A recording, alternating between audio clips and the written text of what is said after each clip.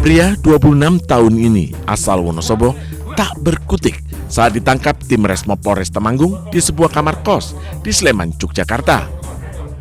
Pelaku terbukti mencuri baterai litium di menara BTS milik PT XL Smart di Dusun Rejosari, Selo Pampang, Kabupaten Temanggung pekan lalu. Hasil penyelidikan, pelaku datang menggunakan mobil, kemudian memotong pagar pembatas menara BTS, merusak gembok dan gagang pintu box, lalu melepas 3 baterai litium yang terpasang menggunakan kunci Inggris dan obeng. Baterai hasil jarahan itu kemudian dijual senilai 3 juta rupiah dan uangnya untuk foya-foya bersama wanita. Pelaku melakukan aksinya dengan cara memotong kawat pembatas tower, kemudian merusak gembok dan gagang pintu, dan mengamankan baterai litium yang ada dalam box BTS. Baterai ini terhubung dengan BTS provider Excel. Hasil kejahatan digunakan tersangka juga untuk foya-foya. Polisi menyita mobil dan alat bukti lain yang digunakan pelaku saat beraksi. Atas perbuatannya, tersangka terancam hukuman 9 tahun penjara. Dari Temanggung, Jawa Tengah, Didik Dodo Hartono, iNews melaporkan.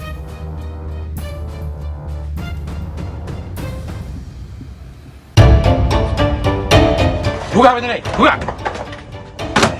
Buka. Belum. Buka. Salsi buka. Lawang. Salsi buka lawang enggak? Buka lawangnya enggak? Lawangnya buka enggak? Tim Resmo Polres Temanggung meringkus seorang pria di sebuah kamar kos di Sleman, Yogyakarta. Borgol. Siap. Manut. Pelaku ditangkap usai terbukti mencuri baterai litium di menara BTS di Kecamatan Selo Pampang, Kabupaten Temanggung. Penangkapan pelaku berdasarkan hasil rekaman CCTV di sekitar lokasi. Pelaku yang datang menggunakan mobil, memotong pagar pembatas menara BTS, merusak gembok dan gagang pintu box BTS, lalu melepas 3 baterai litium yang terpasang. Barang curian kemudian dijual senilai 3 juta rupiah. Uang hasil kejahatan digunakan pelaku untuk berfoya-foya bersama wanita. Hasil kejahatan digunakan tersangka juga untuk foya-foya, untuk hiburan dan jalan-jalan. Dijual itu keterangan dari tersangka laku 3 juta. Atas perbuatannya pelaku terancam pidana penjara paling lama 9 tahun. Temanggung, Jawa Tengah, Didik Dodo Hartono melaporkan.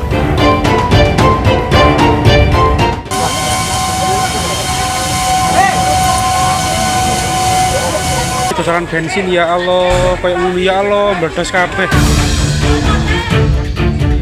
Kebakaran hebat melanda rumah dan toko milik Sugeng Widodo, 56 tahun di desa Johowinong, Kecamatan Mojo Agung, Kabupaten Jombang, Jawa Timur.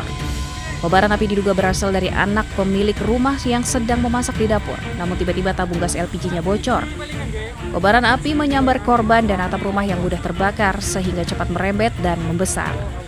Warga tak ada yang berani mendekat karena beberapa kali terjadi ledakan dari dalam rumah tersebut.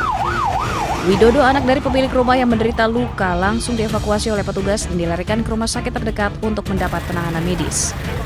Selain mengevakuasi korban, petugas langsung melakukan pemadaman agar api tidak merembet ke rumah warga lain yang ada di sekitarnya. Tadi api berasal dari dapur.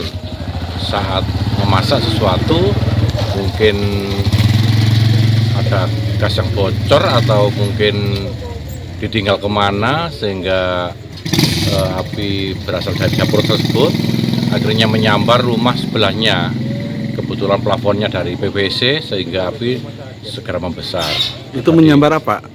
Ya, termasuk menyambar plafon. LPG itu? Ya, kebetulan di situ ada namanya toko ya, ada LPG, mungkin dugaan bisa bocor atau bagaimana sehingga api membesar. Sempat terjadi ledakan apa tidak, Pak? Ada ledakan tadi, keterangan warga ada ledakan. Dugaan awal masih dalam penyelidikan, kita masih belum bisa memastikan penyebab awalnya di kejadian ini. Ada berapa unit yang dikerahkan PMK? Untuk unit yang ke lokasi kita datangkan 1 unit pumper dan 2 unit supply dari Jombang.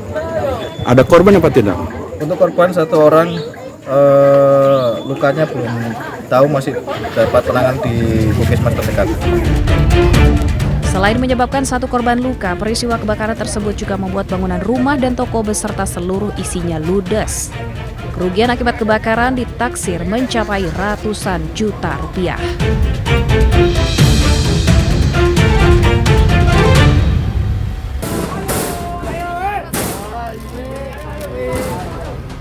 Puluhan mahasiswa UIN Sunan Ampel, Surabaya, Jawa Timur berunjuk rasa di depan kampus mereka. Dalam aksinya, mereka mendorong pintu gerbang untuk berusaha masuk dan menemui pihak kampus. Tidak lama berselang, pihak kampus menemui mahasiswa dan menggelar dialog untuk mendengar aspirasi mereka. Di hadapan perwakilan kampus, mahasiswa menyampaikan tuntutan agar PLT Rektor segera mundur. Mahasiswa juga menyatakan kosongnya jabatan rektor definitif telah menghambat sejumlah agenda akademik, mulai dari pelaksanaan wisuda, pengenalan budaya akademik bagi mahasiswa baru, hingga penganggaran kegiatan organisasi kemahasiswaan yang terkendala kewenangan pelaksana tugas. Selain itu, mahasiswa juga membakar ban dan alma mater di depan gerbang kampus sambil membentangkan sejumlah spanduk yang berisi tuntutan. Kita ingin pemilihan rektor ini lebih transparan dan tidak tertutup, yang lebih demokratis. Karena yang ada saat ini pemilihan rektor itu sangat tertutup dan juga kita tidak mendapatkan transparansi atas pemilihan rektor tersebut. Padahal kita sebagai mahasiswa seharusnya kita mendapatkan hak tersebut. Melalui petisi, mahasiswa mendesak agar proses pemilihan rektor dilakukan secara transparan, menolak intervensi politik, serta meminta penunjukan pelaksana tugas rektor dibatalkan. Mereka menyebut penunjukan Ahmad Muzaki sebagai PLT rektor dinilai tidak sesuai dengan ketentuan yang berlaku.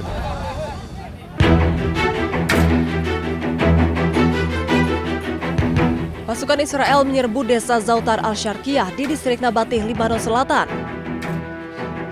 Mereka membakar dan menghancurkan sejumlah rumah warga di desa tersebut hingga kepulan asap tebal terlihat membubung pada Selasa sore.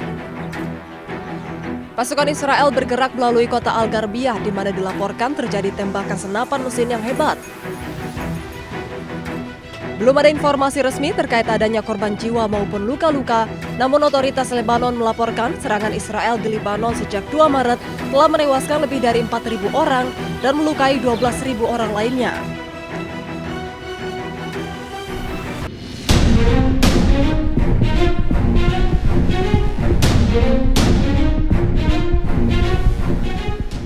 Komando Pusat AS atau CENTCOM mengatakan pada hari Selasa bahwa pasukannya melakukan gelombang serangan lain terhadap Iran. Serangan terjadi di dekat garis pantai Iran dan Selat Hormuz usai Amerika Serikat mengumumkan pemberlakuan kembali blokade angkatan laut di Selat Hormuz di tengah meningkatnya eskalasi.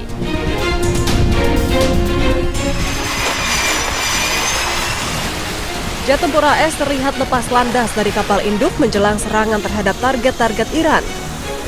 Namun tanggal dan lokasi pasti dari rekaman yang dirilis oleh CENTCOM tidak dapat diverifikasi secara independen. CENTCOM melaporkan pasukan militer AS meluncurkan serangan terhadap target militer dan infrastruktur Iran selama gelombang serangan 7 jam. Serangan tersebut menandai hari keempat berturut-turut terjadinya eskalasi militer antara AS dan Iran. Kedua pihak saling menuduh melanggar gencatan senjata usai tanda tangan nota kesepahaman pada 17 Juni.